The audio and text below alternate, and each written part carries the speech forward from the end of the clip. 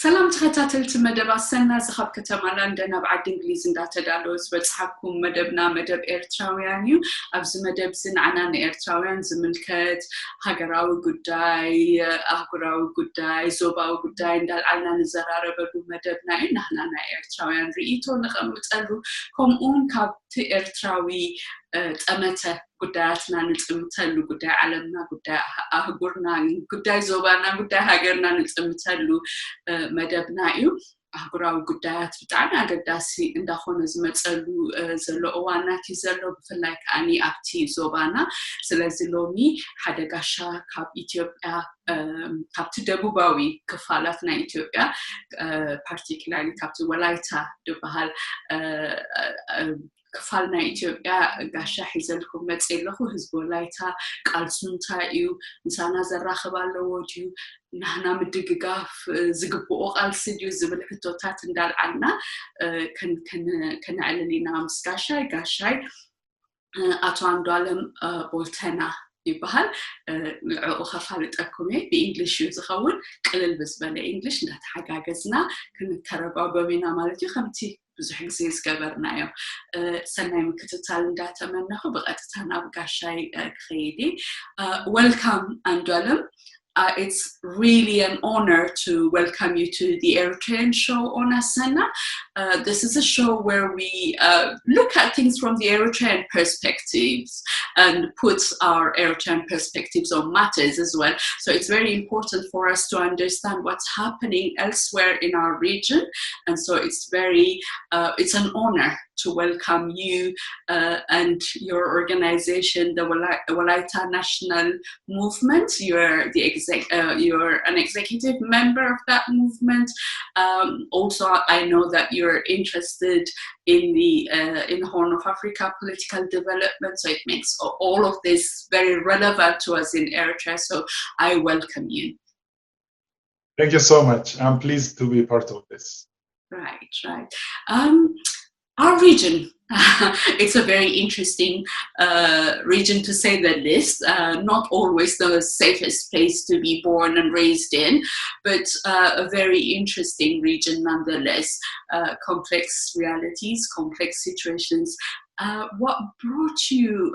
We in Eritrea don't necessarily understand what's going on in Walaita. We don't necessarily understand what people are fighting for. So maybe that's where we should start. Tell us about you, how you came to be in that movement, and what's going on right now that keeps you going as well. Okay, great. Personally, I am a public health expert and a strategist for political questions.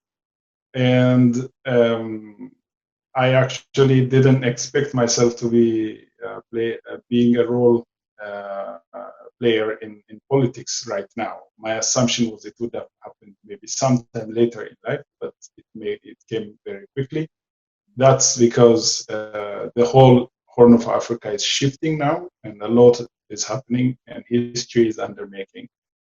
And this is facts on the ground affect individual lives, and that's people that I love dearly, the people that I come from, people of Walaita, also the overall people of Ethiopia have been affected by this process. And then I felt like maybe I could do something to contribute to this. So when I had the call, I couldn't resist. So I found myself just being part of this. That's all about it. So yeah. What is the struggle? What is the Walaita struggle? What are the people of Walaita struggling for? Yeah. If I could put this in a perspective of Horn of Africa, the whole design of Horn of Africa is not suited to the inhabitants. That includes Eritrea, obviously. Somalia comes in this. Djibouti is there. Sudan, Ethiopia, and in this, the way the politics has manifested itself has not been accommodative to local questions and grievances. And all of those, when you put them together, in a way, most of these questions are not really conflicting with each other, but the narratives seem like they are conflicting. So because of this, there has been a gap, huge gap into how the reality looks like and how people understand the reality. So this has created a very, very persistent suffering, both in Wolaita, where I come from, but if you look at the people of my area, the rest of Ethiopia, the suffering has been continuing, and this also adds to the context of the Horn of Africa. The questions are more into autonomy, self-rule, deciding for self, being part of the overall countrywide play, and also being part of the overall Horn of Africa play, and contributing to it, also seeing opportunities of meeting the local demands. So the give and take, the political give and take, has not been formulated properly. So a problem of this manifests itself in a way that some individuals are treated good, they're given positions in government posts, but the actual question of the mass is somehow masked and concealed by individual favors that have been happening so far. So now it is people's question coming up. It's just in a way coming up as a cloud and coming to the surface. And we are now in a process of putting this together in a context of the overall Ethiopian question, also in the overall Horn of Africa questions. So, in essence, it's the essence of the struggle, or the essence of the question, is around self-rule and an autonomy of sorts, and an ability to run matters in accordance to the wishes and will of the Wolaita people, really. The Ethiopian constitution as such, and also, also logic would dictate that yeah, you're right, this shouldn't conflict with the needs of the country overall, or the needs of the people around the region. Why has it been so difficult? I see some of the things that you guys have been doing, and it's so very impressive how peaceful a lot of the rallies are, how the elders have been brought on board, bringing in traditional means of conflict resolution, bringing in traditional means of making a demand and a request, and the role of the elders, the role of the young people in it as well. I see you, for instance, on social media saying, giving instructions and people following that. It makes me wonder, why is that so against political will in Ethiopia? Why should it be difficult to have self-rule or regional autonomy for the people of Wolaita? If I understand this right, as you said, it's a very constitutional right. It's legal, procedural correctness has been followed through. The people have managed it very peacefully, with accordance with the peace of other people living around us, also respecting the moral and the conscience of other ethnicities and other people, so that we wouldn't sacrifice the issue of others to achieve our own questions. So in that regard, the way the people's side has manifested and behaved has been really something that can be taken as a good example. From the state perspective, from the Ethiopian state perspective, the state formation, the foundation it has been set on, and how the psychology of the state, how it works, has always been very repressive, and it doesn't follow its own rules, it doesn't follow its own laws, policies, principles, also the constitution that governs all of members of the country as a common social contract. So who is breaching the social contract is actually the state doing this. So why this happens is the psychology of the state is not democratic. It's not based on rule of law, and it's not based on rule of accommodating people's grievances whenever those grievances are legitimate. So, and when you go back historically, the way the country has been founded, well, one can also give a very clear example as to how we have managed in a way to buy enmity of Eritrea and push the people away, and that becomes a cause for the Eritrean community or people to feel like we're not part of this and we're not welcome. So maybe better we build our own country, and then Eritrea has become a country.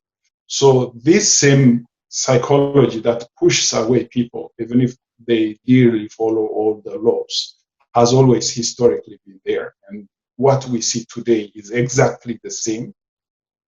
Some people may be disappointed when I say this, but this is the fact.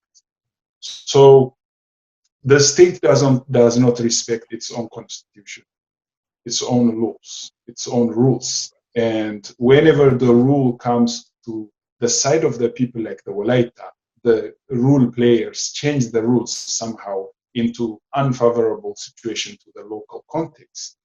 But when you look at the local perspective and check what are actually people asking in this, is this not affordable to the country? Are they asking to break away, or are they asking for something that is beyond what the country or the government can manage? It's not actually. It's a very affordable question, a natural question, a very healthy question, but understood with unhealthy psychology. So it's more like the attitude and the perception from the side of the state is very repressive, and it's not friendly to the people. So because of this, the Wolaita people are suffering. And if I may, it's very sad for me to actually look into this just from the Wolaita perspective, because we do have so many others for whom I would wish that they would have some people who could speak up. And I in a way I can also do that, but I hope you understand what I mean. That this time I'm only zooming on the issue of Wolaita, but there are so many others who don't have a good voice that can voice up their questions as well. So the repression is very deep, and it's driven by hate. It cannot be driven by love. It can only be driven by hate and the will to coerce people's will and to override people's conscience and decide for others with an assumption that I know better for you. So you have this kind of context, and many ethnic groups and many people are suffering in the area. And Wolaita has now become one of these, but much of the deepest repressive arm is actually much of the hurtful feelings are actually exerted in Wolaita. But what makes it even more baffling for me is the fact that this is happening in 2020 when we've had the victory or the reform in 2018. The struggle looked like it won. The day was won for the kind of equality, stakeholdership that Ethiopians have been demanding. Abiy Ahmed came to victory in 2018 on the back of that struggle, the struggle that saw the youth from different nationalities, different ethnic groups in Ethiopia rising up against what they saw as repression, and in fact winning the struggle. And here we have the very person that fought, that came to power on the back of that struggle is the one leading the country now. I mean, the most prominent of these calls for stakeholdership comes from the people of Oromo, and And here we are in 2020, not just the people of Wolaita, but the people of Oromo, many other people in that part of the country are fighting for the very thing that they thought they won in 2018. What happened? What went wrong? It's, I wish this were something else, and I wish I could have told that rosy flower and the beautiful garden and the good things that we thought would happen in the last 2 years. I was in Ethiopia when all this happened. Actually, when the crisis became high at the climax and while it was building, I was following East Africa. I was traveling there. But sometime in 2016, I was there. And since then, I have been there until a few months back. And I left for Sweden. So back in 2017, so many people died, very devastating situations were happening, and then you knew the government is about to change. Now change came, a new prime minister is in place, and there were promises. Everybody cheered up. Almost 99% of Ethiopians and friends of Ethiopians said, okay, this sounds really good. Maybe the time for change, and the clock has to start from one, and whatever from the past is the past. So this was the impression everybody has got, and I also had the same impression. And if you look at the team and the group, the ruling group that has brought this change, in a way you see a play of, how can I put this? It's an issue of wanting to monopolize the power, monopolize the benefits, whatever people assume that one may have. Instead of being agents of change, they started to be consumers of products of the change. So you see that almost from day one, you start to see that.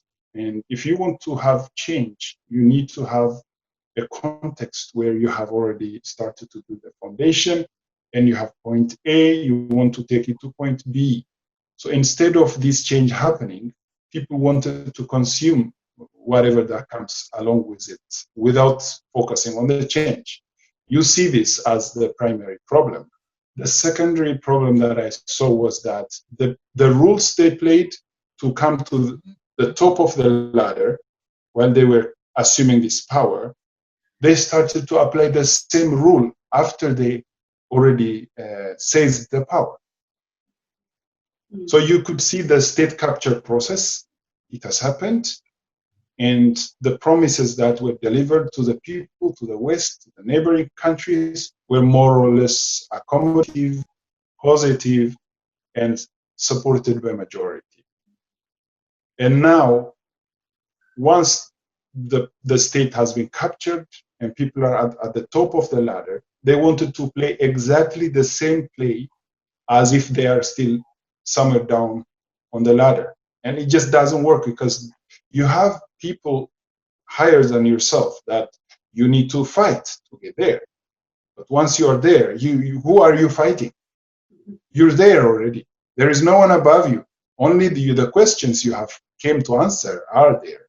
And the grievances of the people are there. You put them together, you work on it, you go forward, and people follow you. Or you lead people so that people go before you, and you steer the people so that the people go to the direction of the change you set from A to B. So instead of focusing like that, instead of being future looking, it started to turn back, started to look back. And by doing that, it started to create internal enmity. For example, it started to assume the Tigray region has to be cut out and needed to be as part of the enemy. And we're like, but you did the same to Tigray. Tigray has no Eritrea, and Eritrea left us. And now you want to do to Tigray. What is the guarantee that you're not going to do it to another group tomorrow? And when is it that this spiral is going to stop? Because, and again, this is also a third part, that the understanding of the problem of the country it has not come as our problem. So instead of creating this situation, the state decided, or the group that brought this change decided there is a group that has a problem whose solution is a problem to this group. Mm-hmm. So there are two categories of problem has arisen instead of being one and being problem of the country. And then perhaps that could have played with the problem of Eritrea, problem of Djibouti, problem of Somalia and others, to put it together into maybe the Horn of Africa. So instead of creating this situation that will force everyone to cooperate for a common and shared goal, shared future, it decided to cut some groups, and that created that our problem and their problem, our solution and their problem. So in that sense, it created the we and the they kind of situation. And then you start to see, to create this, there must be some artificial enemy, some artificial crisis that needs to be created. And the more they started to create this, the more it started to wash away the whole trust people have really given. And this level of trust and confidence, none of Ethiopian leaders from the time of Menelik have enjoyed entirely altogether in the history. Also from neighboring countries, also from the West, even the East. So you have every perfect situation that is the kind of biblical Eden paradise kind of scenario was there. And then it's like this movie, like How to Lose a Girlfriend in 10 Days kind of thing. One has just come up and started to demolish the very good thing they have already gotten. They started to fight to get it. It was something you already have, and as if you're fighting for it. It's just on your hands. So it was more like, in my understanding, the ruling group did not understand what has just fallen in their hands. This shows me they were not prepared for it. It's like somebody throws you a ball, this American football or something. When somebody throws at you, you are not prepared, and you just, in a way, react to it and try to catch it. And that's what you see, because when you're organized, when you're prepared for it, when it is on your hands, you know how to manage it. So it was like a chef that wasn't prepared how to cook food, but light is on, everything is here. They don't know where to start. They don't know how to put which one comes first, which one comes second, and which flavor is supposed to come on the surface. So it felt to me like that in a way, the way this change has manifested itself has been very amateurish. I'm sorry to say that. It could have been better.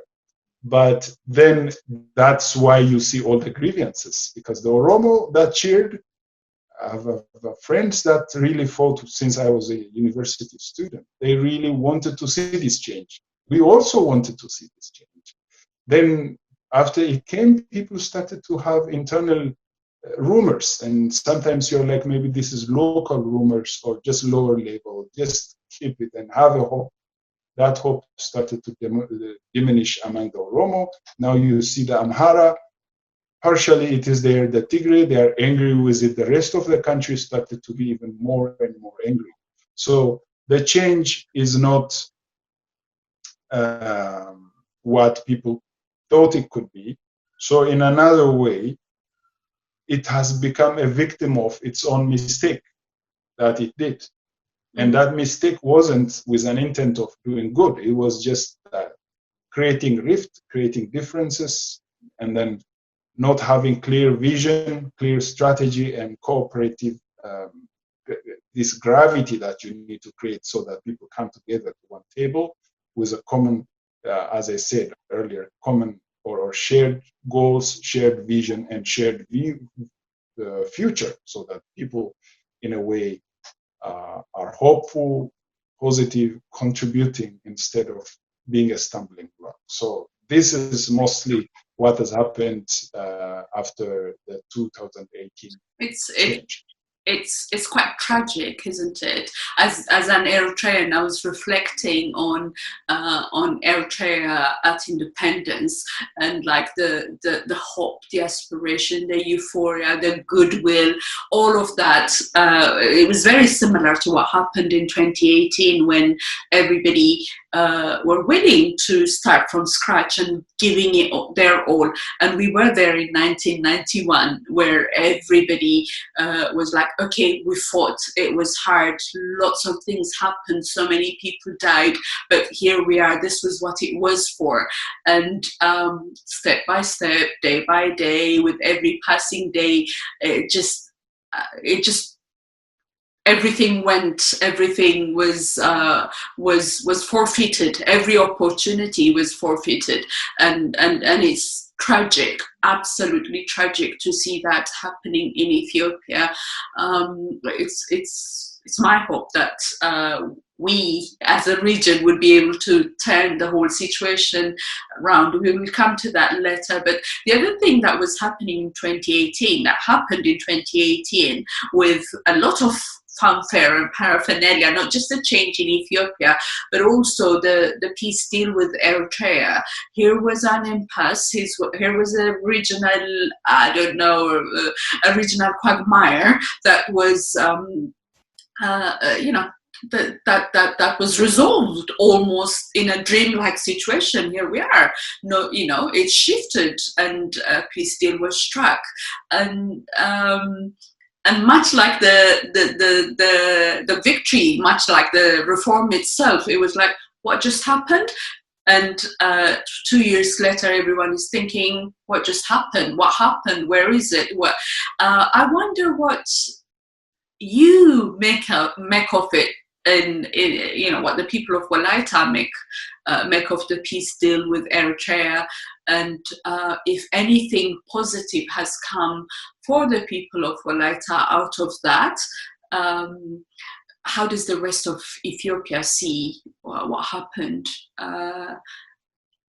there? Yeah, for me, maybe I should build a context where I have tried to understood what has happened in the Horn of Africa before this peace deal has happened.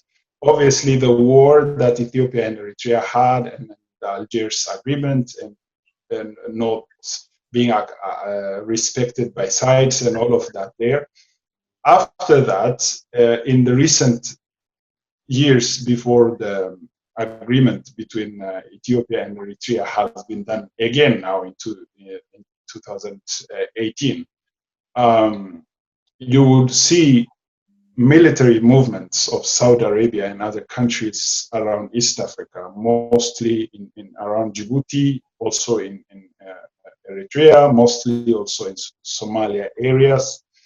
Presence of Egyptian military also being there, China coming in, and the West also beefing up its presence there. So you see all of these movements going on, and that should create an expectation of pressure mounting up in Ethiopia, and that was our understanding because of issue of Nile, it was there, and the issue of China and the United States competing for a grip in Africa, and Ethiopia being in the center of all of this also is there.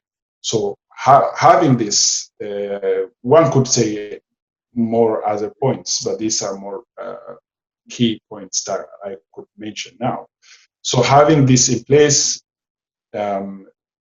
this new progress came, Abiy came to power, and Eritrea and Ethiopia agreed to work together in peaceful understanding of each other's efforts and the aspirations of their people. And so Prime Minister Dr. Abiy and President Isaias were seen having an agreement, and Saudi Arabian Foreign Minister expressed in a very positive manner. UAE took a credit for it, and it was some sort of agreement for peace and friendship or something like that. So everyone is happy, but almost nobody knows what is in it. So it was not transparent. It was not, it didn't go through proper diplomatic channel processes so that one could have a clue of what has happened and all of that. it's more of like more gesture and some sort of drama, and then some statementship is there. People sign agreement and show it to the public, but the detail of all of this is not made open to the public. So from this, what did Wolaita get, or how it felt in Wolaita, how the rest of Ethiopians look at it, is actually partly people are really happy, and partly people have questions, and then people are curious to know what has actually happened, what is in it. Is it something that bears a responsibility for both countries, that could create some unintended repercussions on any side? Because Ethiopia may agree, but what if that creates a situation where Eritrea may not like 5 years later from now, or the other way around, or for both? So this not being transparent is one of questions. Then under it comes a question of, do these people actually trust their public? Like, are Ethiopians trusted by Dr. Abiy to know what he has agreed with President Isaias and what's in it? So question of being trusted, public being trusted by its leaders, is also under this. But all in all, assuming that people would just do something good with the position they are holding, that the unnecessary friction between these two countries would be taken away, then people wanted to give it a chance and a time, and let's see how it will look like. So people just wanted to give it a chance. That brought Nobel Peace Prize to Dr. Abiy. But then how about President Isaias? Because he also agreed to this. Because Ethiopia and Eritrea had this situation where no peace, no war has been there for over 2 decades. And so it must have been that President Isaias agreed to it. So if Abiy could get a Nobel Peace Prize, how about the issue of President Isaias and his role and his contributions, or the contribution of the Eritreans, has also been part of the question. But in general, some of this question is not to be answered by us. It's just that we are curious about this. So that is there. But in general, instead of Ethiopia and Eritrea having this tight situation, instead of cooperating, they have not been doing so. So maybe this may bring hope for the future. The two countries can open borders, open their systems, so that people could do free movements, do business, and then have normal social life back into place. So this is what people started to hope in the side of the Wolaita. By the time I was in Addis, the side of the rest of Ethiopia is also with this good feeling. Even if the question of Tigray happens to be a question within it, still people wanted to see the positive side of the outcome, and then see whether there would be a situation to also solve the issue of Tigray in a way to make the puzzle answer completely. So this is how it unfolded. I think I mean what strikes me as you talk right from the start actually was that it has got, although we don't understand what was signed, nobody does, the holes are very all too visible. As you say, there's the question of the immediate neighboring region. So the peace includes all of Ethiopia, but not the immediately neighboring region, and that makes sense. What kind of peace deal is that cuts out the very region that borders Eritrea? There's that one. But also, when you were talking earlier on about regional autonomy and self-administration, all of that, which is the question that was the very Eritrean question of the 1940s and 50s, I was thinking, if President Isaias fought for self-determination for Eritrea and led that fight, ideally, well, ideologically, principally, he should be in support of the struggle of the people of Wolaita, the struggle of the people of Oromo, the struggle. at least on principle basis, there would be negotiations, but at least on principle basis, he should, that should be what Eritreans, that's what we stood for. That's what we fought for. So we should support that.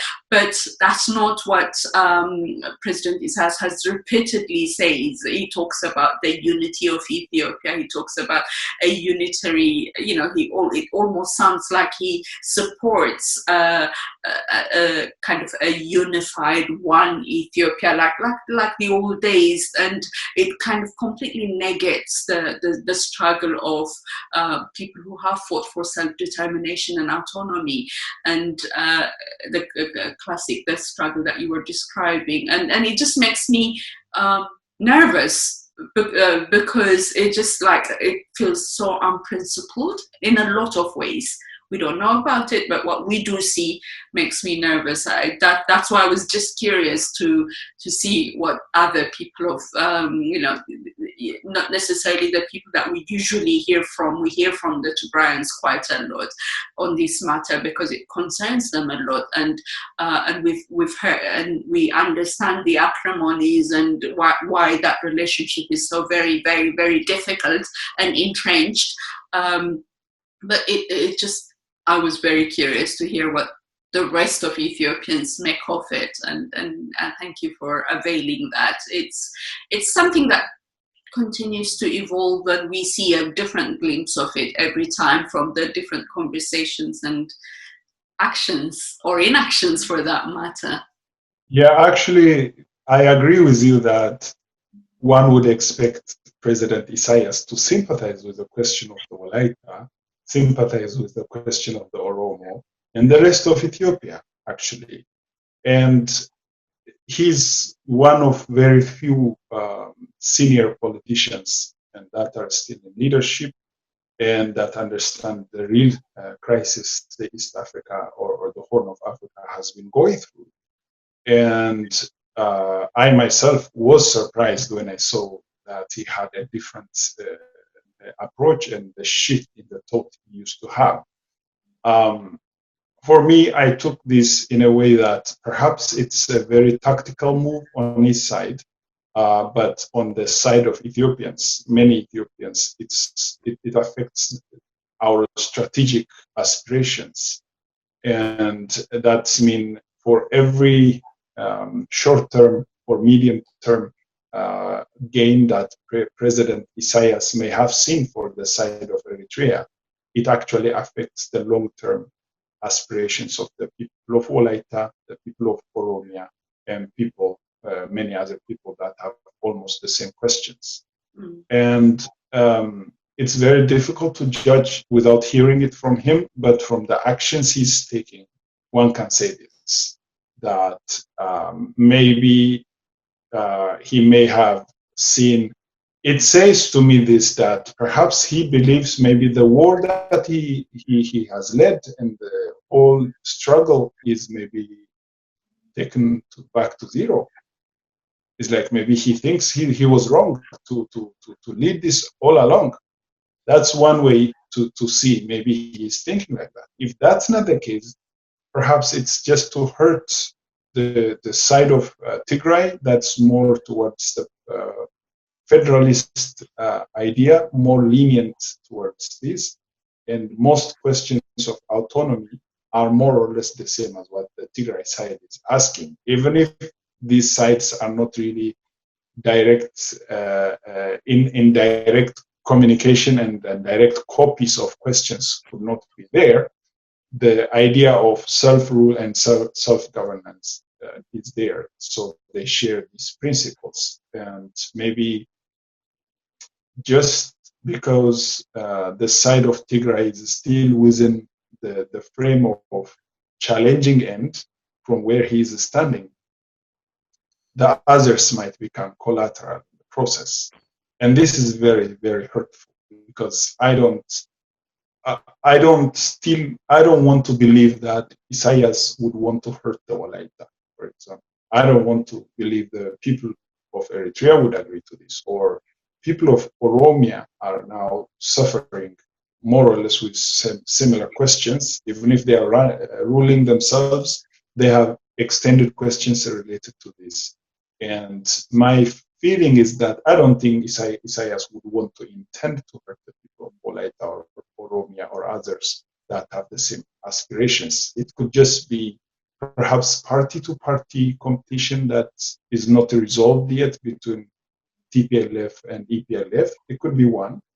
It could also be region-to-government perspective, Tigray versus Eritrea perspective could be there, or the ruling or governing system that we have in Ethiopia today has an issue with Tigray, and then Eritrea might be needed as perhaps someone who lends hands to overtake.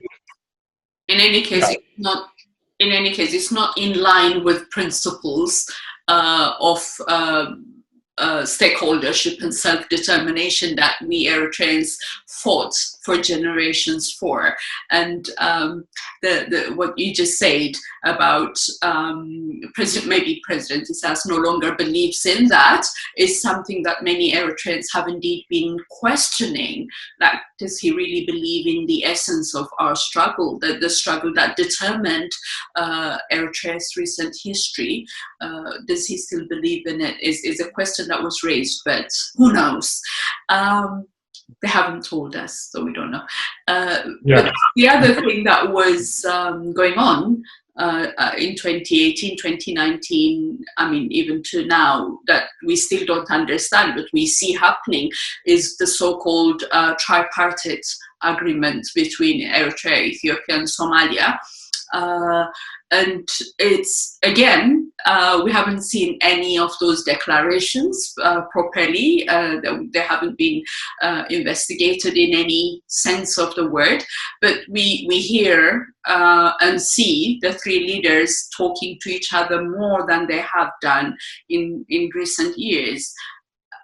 Do you understand this? Do you make sense of it? Does it matter? Does it concern people?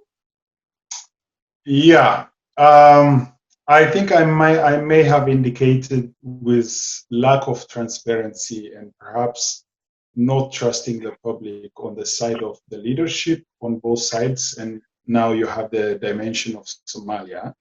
And the tripartite agreement, whatever that is in it, it involves these three countries. And the people of these three countries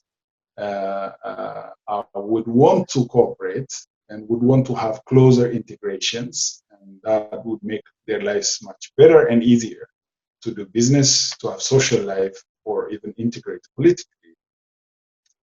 This takes me back to the time when Eritrea was to be either annexed as part of Ethiopia, or how it would have looked like after the colonial aspirations of Italy, the involvement of Britain, and the fate of Eritrea that was being discussed. And the historical fact tells us that Norway was suggesting that Eritrea would be federated with an Ethiopian confederation. That was the proposal back in time. Guatemala and one other country were independent in this, if I'm right. If you look at this history or how things have happened previously, the three countries having a negotiation and having an agreement, that not being transparent, could tell you that perhaps some things are going back to some decades, and some errors, as some believe, may have happened back in time. People want to go back in time, pause the time there, fix the situations, and bring it forward to today, so that maybe some sort of model of governance could be applied for the Horn of Africa of today. That includes these three countries, but also others as well. Perhaps they may be willing or not. So in that, the deal between these three countries is welcome. I tried to understand how other Ethiopians have reflected, because the chiefs of security of the three countries were in Addis Ababa having a meeting. And one of social media reflections that I saw was perhaps about 17 federations and 3 confederated members of a bigger Horn of Africa would join in something like that could happen. So that would mean, in a way, the equivalent of re-Balkanization of Horn of Africa in some way, if one can call it, or reconfederating Horn of Africa. It seems to be in the making. And not knowing what is in the discussion keeps us in the blind side. So that makes us just guess from the way things are happening. Though they are very slow and very small lights emitting to understand, but one can actually assume this is actually potentially what's happening now. So it's very secretive, it's not transparent, it's not open for public debate, for intellectual debate. Perhaps it's not time yet, but the reality shows that perhaps these 3 countries want to have regional integration that includes their political, economy, and social integrations. That's the assumption that I have. It should, I guess we should say these 3 leaders want to have the integration of because there's no consultation with the people, there's no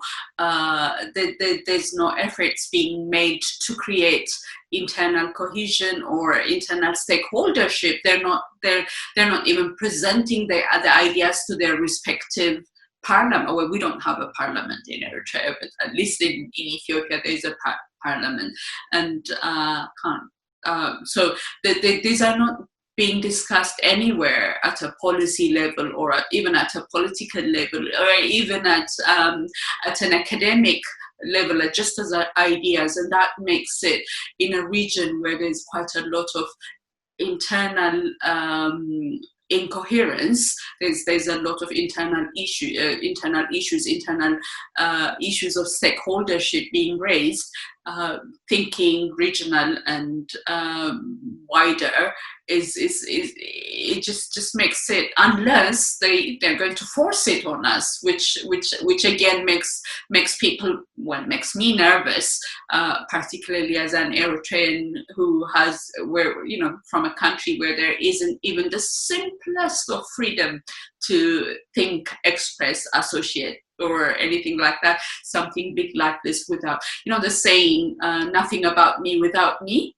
So they're discussing all these things about us, about all of us, without us, and that makes it.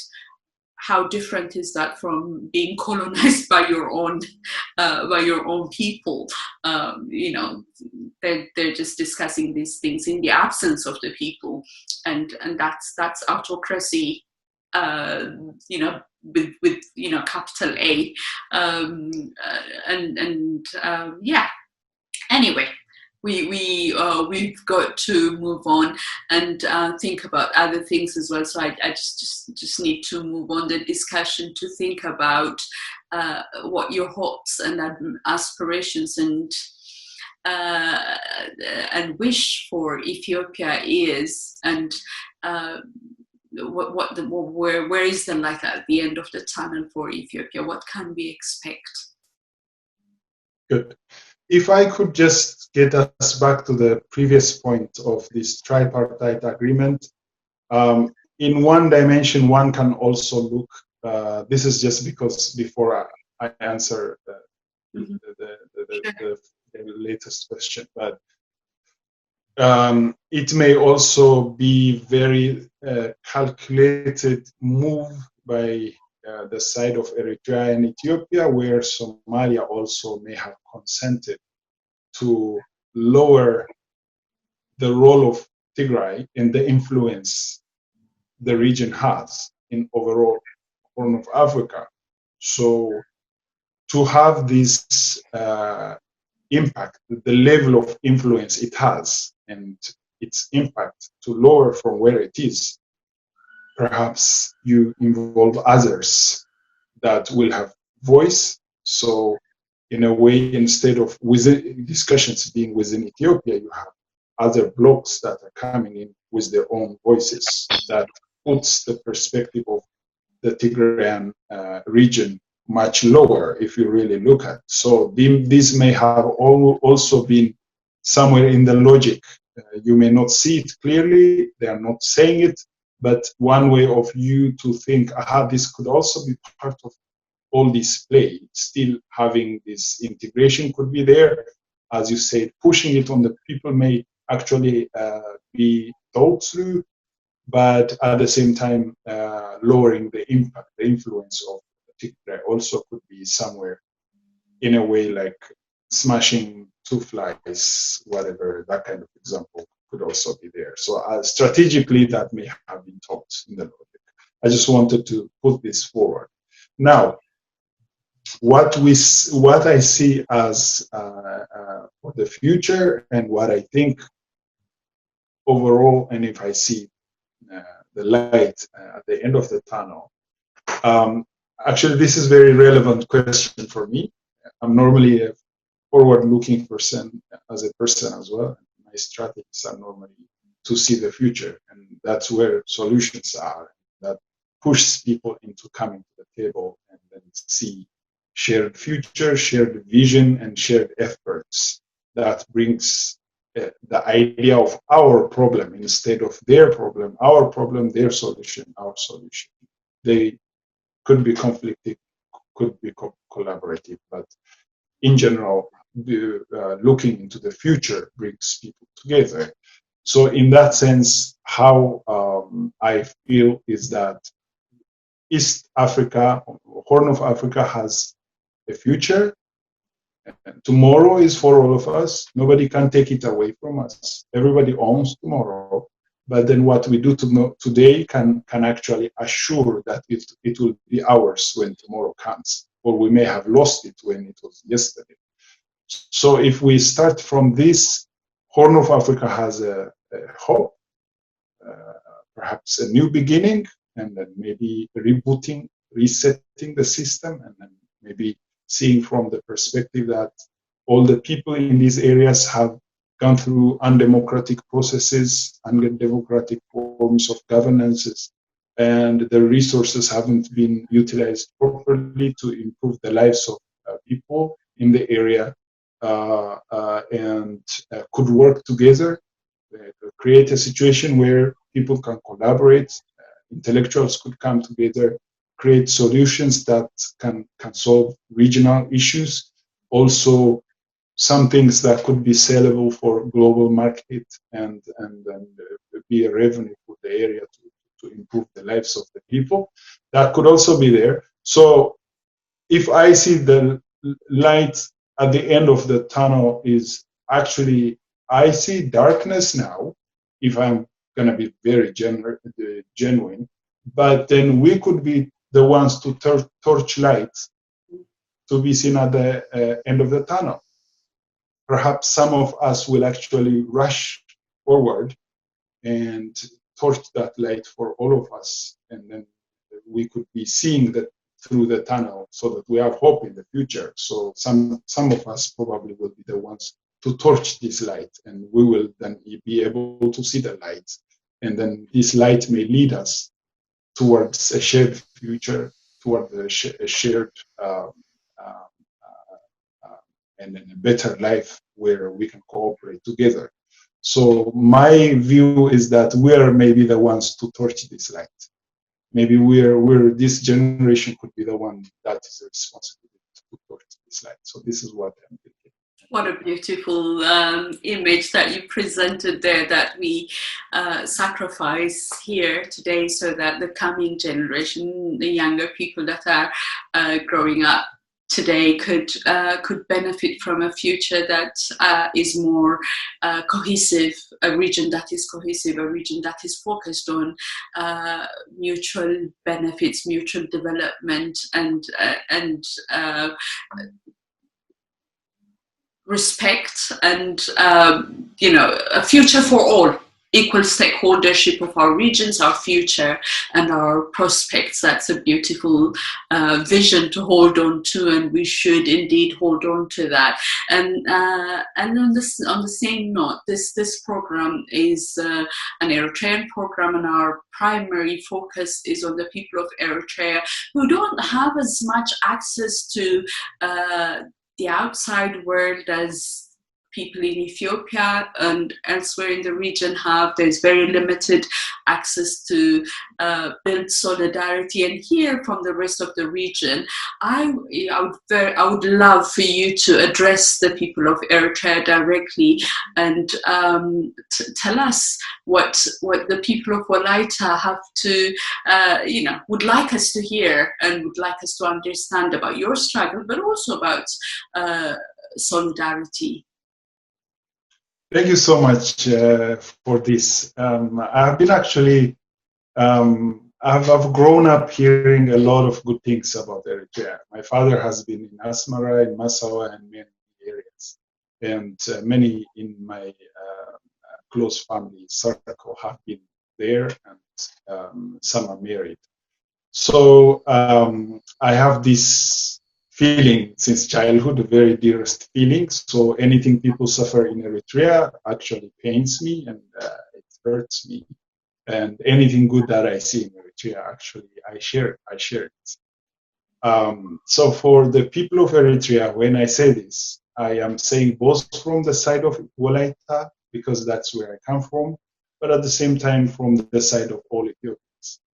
One thing that I need to say to start with is that Eritreans need to feel that Eritreans are loved by Ethiopians. Okay? At least this is what I understand. This is shared by my father. This is shared by me. Doesn't mean we're two, you could say generationally, Eritreans are loved by Ethiopians. Any struggles Eritreans have is not really far from the struggles of the people of Wolayita, the people of because at the end of the day, when you look at it, what we may not have is we may not have democratic systems. We may not have the democracy, the rule of law, rights of people respected, and prosperous life and prosperous way of life, and the freedom of individuals and freedom of groups. These are the things that people are aspiring. And in Ethiopia, if you really squeeze everything into a juice of questions, this is what comes in the surface. And I assume and I feel that's what Eritreans also feel to have.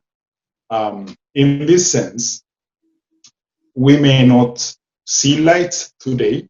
We may feel like we're in the darkness, both on the side of Wolayita, Ethiopia, and Eritrea, but maybe that's for a reason. Because we see the darkness, because we have eyes to see. Some may not actually see it. So we see this. That means perhaps we could torchlight. Perhaps we could work together. We could cooperate. This darkness might be actually a stimulation for us to decide. We need to have a light now. Who is gonna go and torch this light at the end of the tunnel for us, so we can walk together. We can go together, learn from mistakes, improve, get better, and make our situations better, so that our children wouldn't go through the same experiences as our fathers went through, so that perhaps someone could marry in Asmara and have Mels in Addis or Mogadishu, or people could do business together, people do have normal social life, and a leader of Eritrea doesn't have to be a stumbling block for Ethiopia, or Ethiopia shouldn't be a stumbling block for Somalia or Djibouti, because we have beautiful place, beautiful people who can dream dreams that can actually make the world a better place, not just the Horn of Africa, but even contribute to the betterment of the global community. So maybe this is a new era. Maybe a new era is coming, and maybe we are just ending the old chapter and opening a new chapter. So let's be hopeful, and that's all I could say. Thank you, ANDUALEM. Thank you for bringing us your perspectives, but also thank you for inspiring us with that beautiful vision.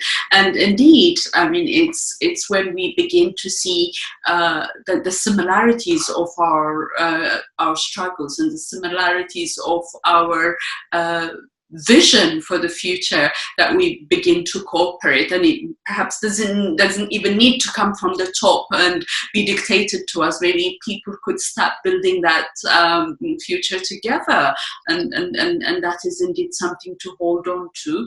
I really thank you for spending this time with us and talking to us about the different things that we have raised. And yeah, I'm sure we will talk again. I'm sure we will read each other's comments on social media and build more solidarity. Thank you.